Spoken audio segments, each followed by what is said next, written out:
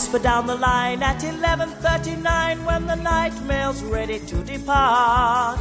Saying, Skimble, where is Skimble? Has he gone to hunt the thimble? We must find him or the train can't start. All the guards and all the porters and the station master's daughters would be searching high and low, saying, Skimble, where is Skimble? For unless he's very nimble, then the night mail just won't go. At 11:42, with the signal overdue and the passengers all frantic to a man, that's when I would appear and I'd saunter to the rear. I'd been busy in the luggage van. Then he gave one flash of his glass green eyes and the signal went all clear. They'd be off at last to the northern part of the northern hemisphere.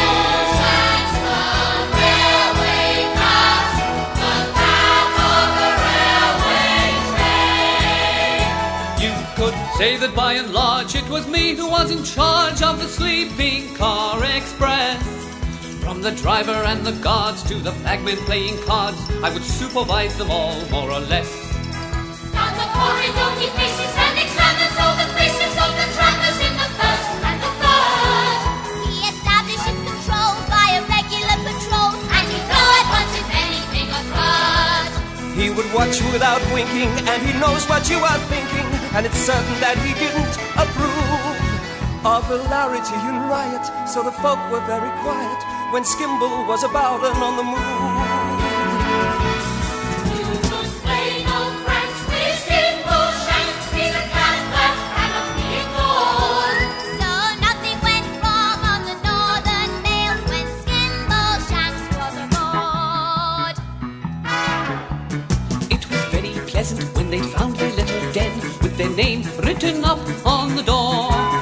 And the berth was very neat with a newly folded sheet and not a speck of dust on the floor.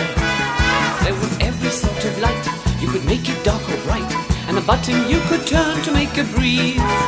And a funny little basin you're supposed to wash your face in, and a crank to shut the window should you sneeze. Then the guard looked in politely and would ask you very brightly, do you like your morning tea? Weak or strong?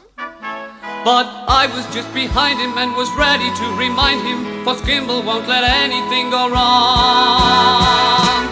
When they crept into their cozy berths and pulled up the counterpane, they all could reflect it was very nice to know that they wouldn't be bothered by mice. They could leave all that to the railway cat, the cat on the railway train.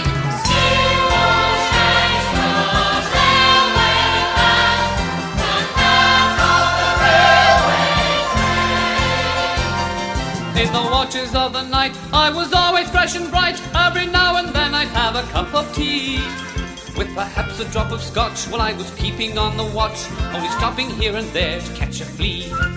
They were fast asleep at crew, and so they never knew that I was walking up and down the station. They were sleeping all the while I was busy at Carlisle, where I met the station master with elation. They might see me at Dumfries if I summoned the police. If there was anything they